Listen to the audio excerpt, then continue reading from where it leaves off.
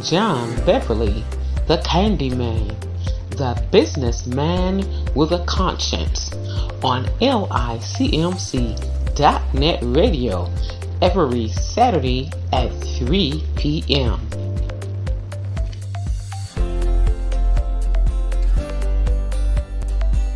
Sorry about that. Good afternoon. This is John Beverly, the businessman with a conscience, over here at the Alchemalon Village, where we believe that each one reach one, each one teach one. One brick, one building, one block at a time. And most important, we often try to figure out what can we do to help one another and in reaching, and how can we reach each other.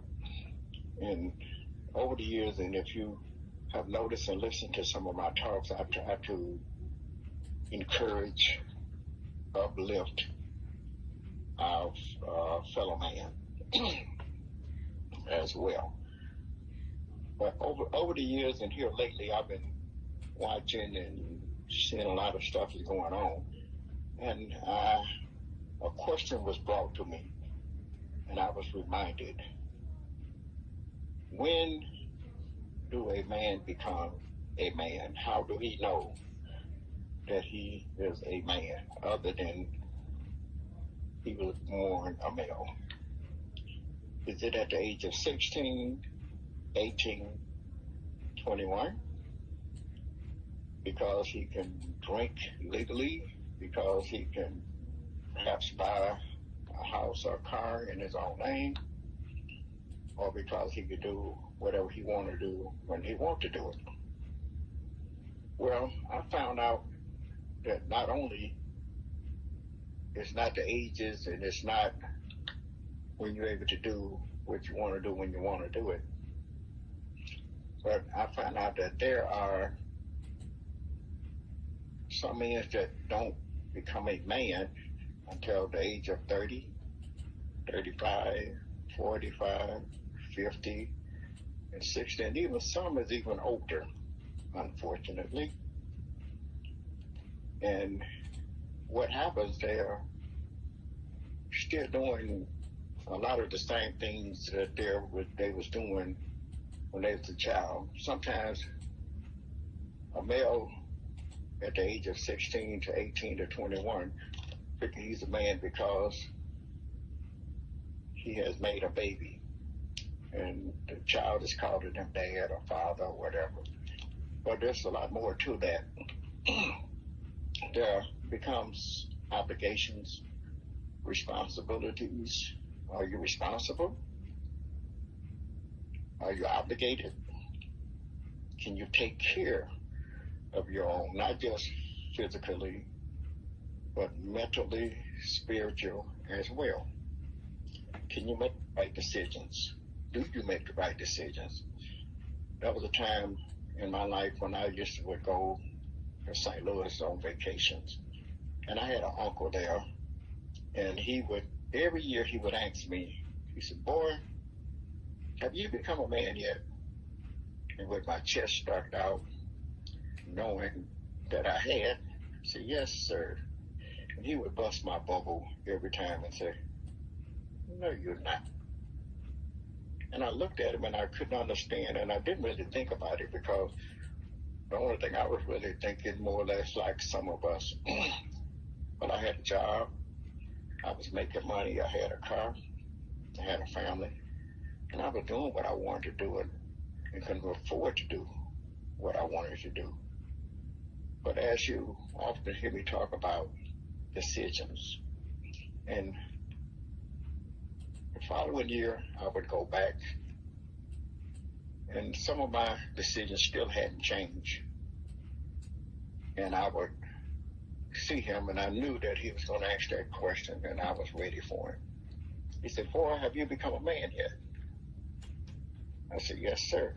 And he would bust my bubble again. And it got to the point that every year that I went there for about 5 or 6 years, and he would ask that question, got to the point I almost didn't want to see him. But one year I went, And he told me, he asked the question again, and I didn't want to answer him. I really wanted to give him a piece of my mind. But I thought about it before I said anything, and I just answered the question, yes, sir. And he said to me, to my surprise, that you have become a fine young man, and I'm proud of you. And that meant the world to me. Not that I had to prove anything to anybody, but I realized that it wasn't because I had a couple more dollars in my pocket and could fill up a tank of gas and could pay a house note and take care of my kids. But it was because that I had become more responsible, obligated, and making better decisions. And then sometimes in making those decisions, here, when you see someone doing something, they always say something. When you see someone in need, do something. And if you often hear me say, my father would always encourage me, say, son, the only time you look down on a man is when you're picking him up. And when you begin to see a man, or anybody in particular, man, woman, boy, girl, whatever, needs to look up, and you look and you see that they need some help, lend that hand. Be responsible.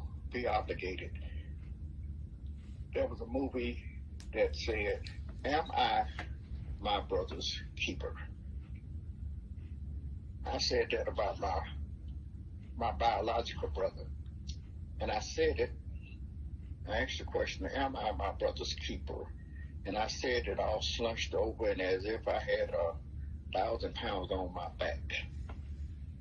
But because of the love that I had for him and the caring and the concern, I said, yes, I am.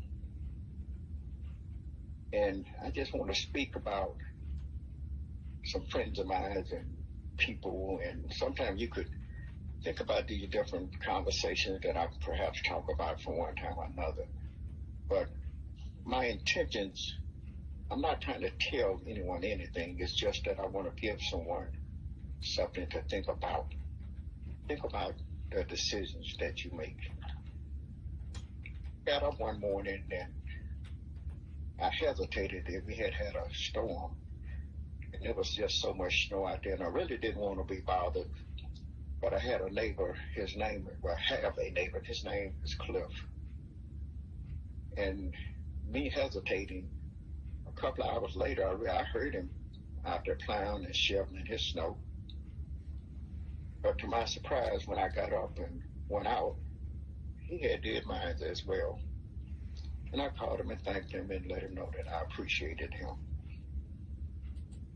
And a couple of days later, it snowed again. And I got up, and by the time I got up, he had shoveled my snow again. And I appreciated that. I really did. But what it taught me is that I had a concerned neighbor. And he wasn't just thinking about himself. And a man don't just think about himself, he thinks about others. He thinks about the things that he does and how it affects others. Husband, wives, boyfriend, girlfriends, friends, period, in general. The things that we do, decisions that we make, don't just affect us. It affects our surrounding. It affects our families. It affects our neighbors. It affects your husband and wife, your significant other, whoever that might be, boyfriend, girlfriend. Sometimes, well, I'm grown and I do what I want to do. But being grown, you do what you want to do, but it's not all the time. You should think about it and take it into consideration. If I do this, how would it affect my mother? How would it affect my wife? How would it affect my children? How would it affect my friends? Not that you care about what people think about you or what they say about you, because we are our own. So in saying that, a lot of times you say, well, I'm grown and I do what I want to do and I don't care what someone else thinks. You don't have to care, but you should have some morals and some principles about yourself, that when you do things, not just be selfish, that, well, it was good to me. Did you think about it? It was good to you, but it may have not been good for you. And a lot of times we find ourselves doing things because it's good to us, but not necessarily good for us. My neighbor Cliff across the street, we find ourselves looking out for one another.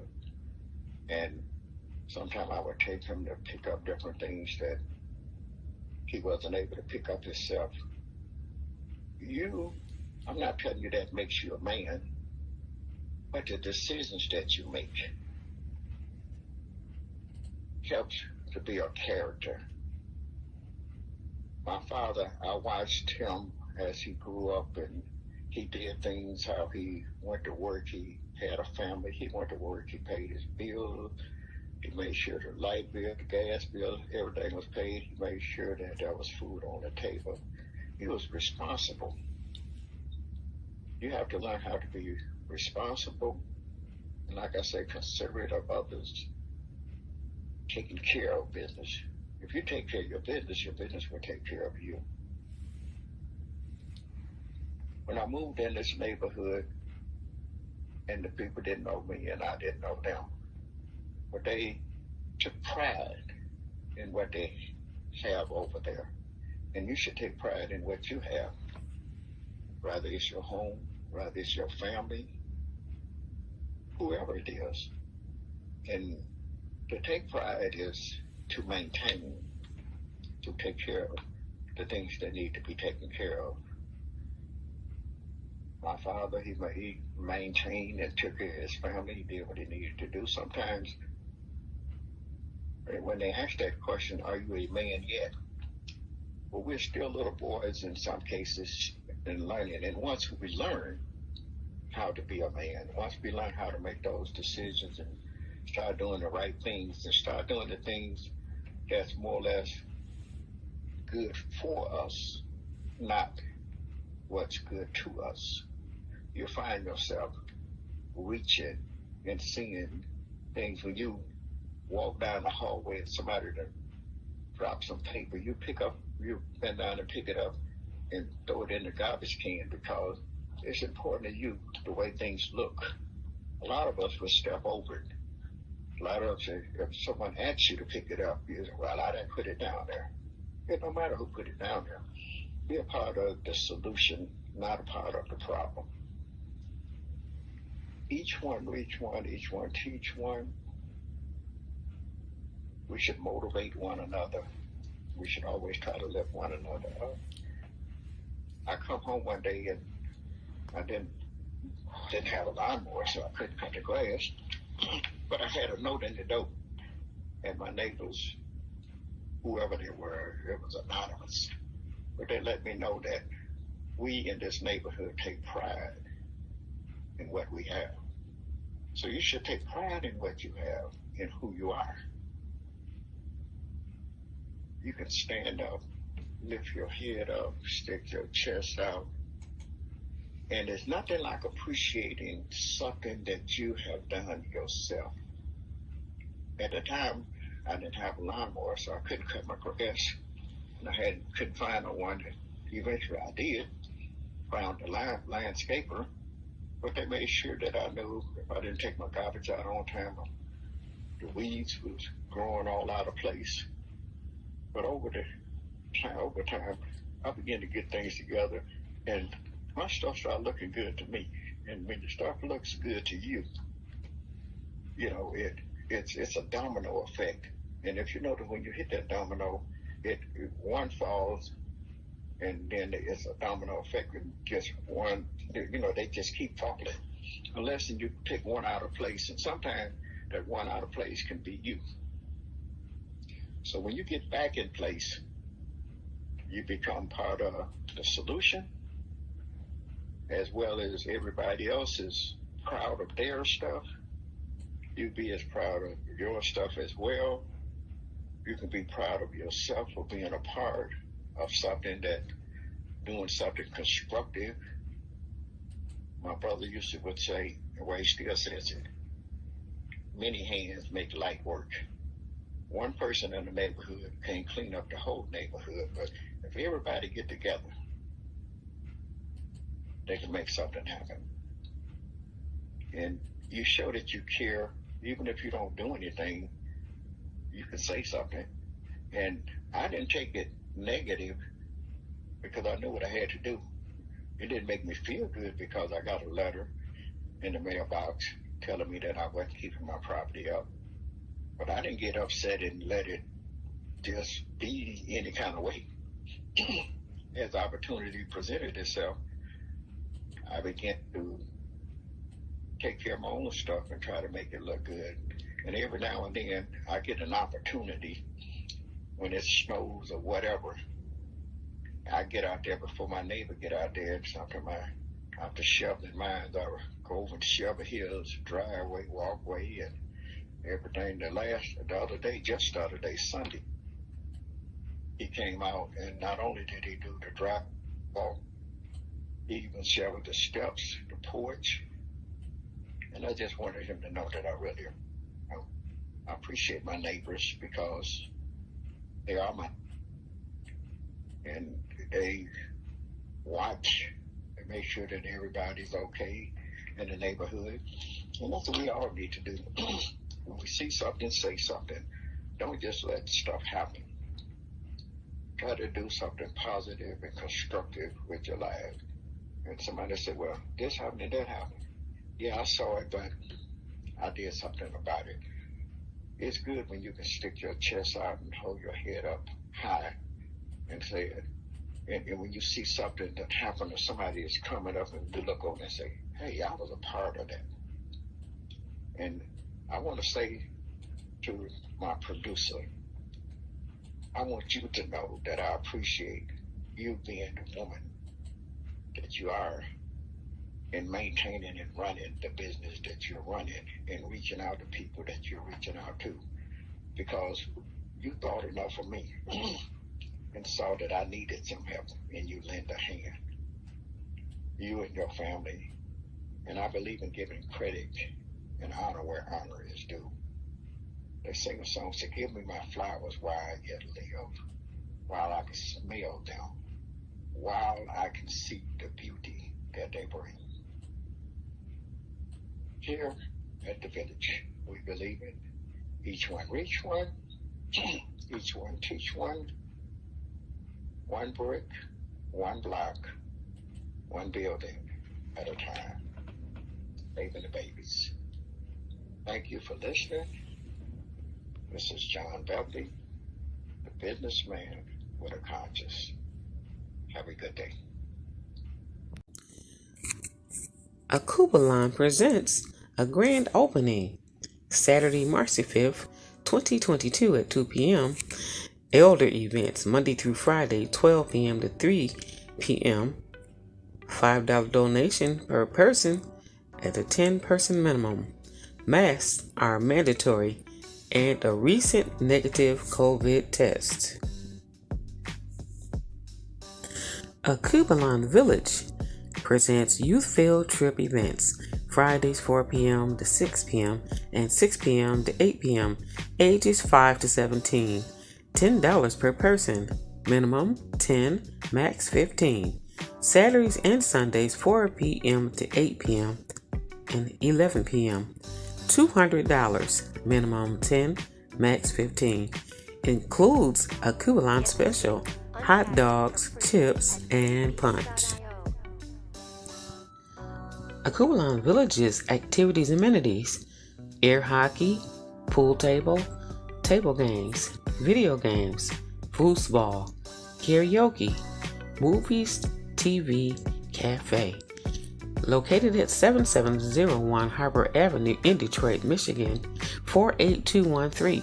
For more information or to schedule, call 313-921-1616.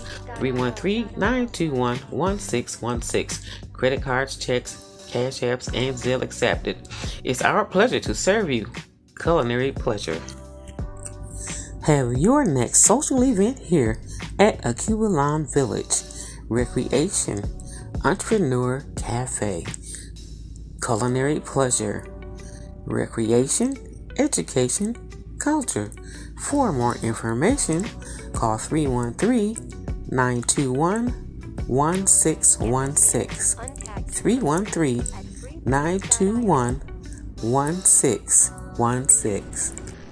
John Beverly, the Candyman, the businessman with a conscience, on LICMC.net radio every Saturday at 3 p.m.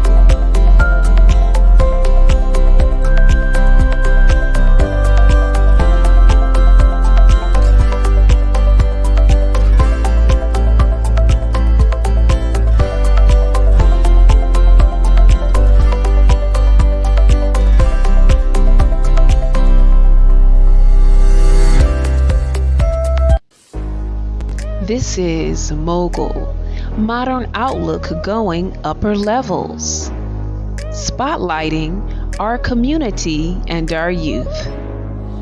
Be on the show. Connect with us at 419-245-4979. That's 419-245-4979. Or email londondoors@gmail.com.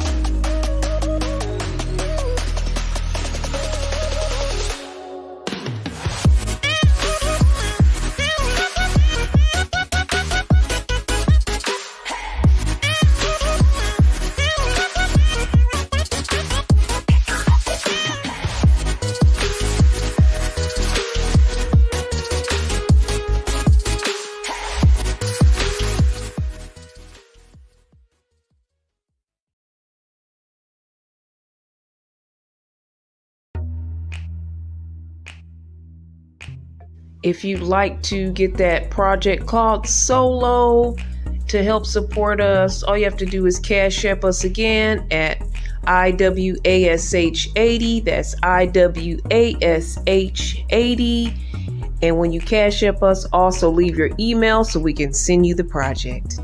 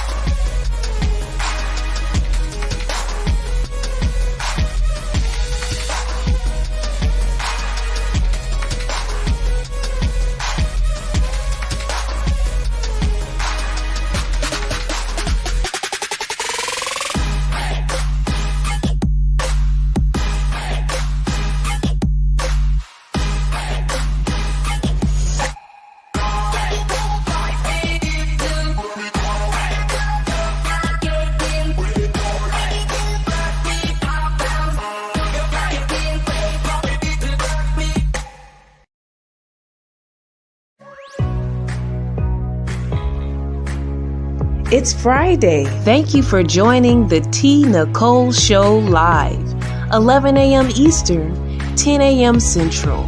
You can connect with her on her website at ThereseTeasley.com. This is Willie Johnson, an ADI virtual actor. Hey, check us out. Our second radio station, LICMC2 Radio. This is Willie Johnson. Looking forward to you listening to us. Yeah. Thank you for listening to LICMC.net radio. Now listen to LICMC Radio 2. We have LICMC.net and LICMC Radio 2. You can access both by going to ldwcenterprise.weebly.com/radio. That's ldwcenterprise.weebly.com/radio. Listen to LICMC Radio and LICMC Radio 2. We have radio time and commercial spots available right here at LICMC for unbeatable prices. To get your spot today, give us a call at 419-245-4979. That's 419-245-4979. Get your spot today, right here on LICMC Radio. London D. Washington Community Enterprise. TV, radio, film, production, broadcasting. You may call 800-875-0674. You may also contact us at our email, londondoris@gmail.com. LONDENDORIS@gmail.com. You also can check our website at ldwcenterprise.weebly.com. That's ldwcenterprise.weebly.com. London D. Washington Community Enterprise, at your service. Join London Washington on Facebook Live for drama from the ADI Actors Club. That's Wednesdays at 2 p.m. and running here at the same time, Wednesdays at 2 p.m. right here on LICMC Radio. Friends, a ADI Actors and V-Mogul Actors Club presentation.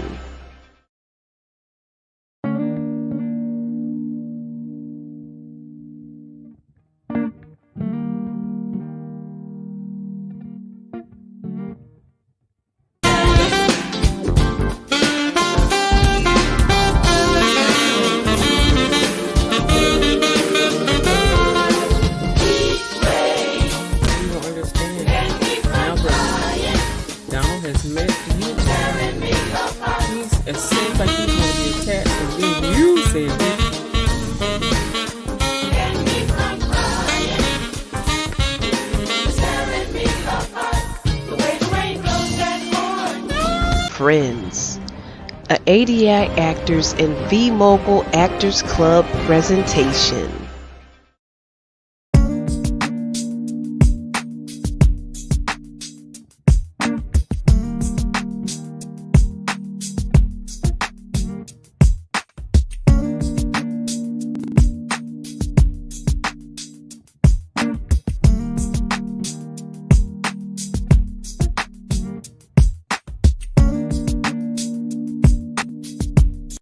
Join the V-Mogul Club ADI Virtual Acting Group from anywhere in the world.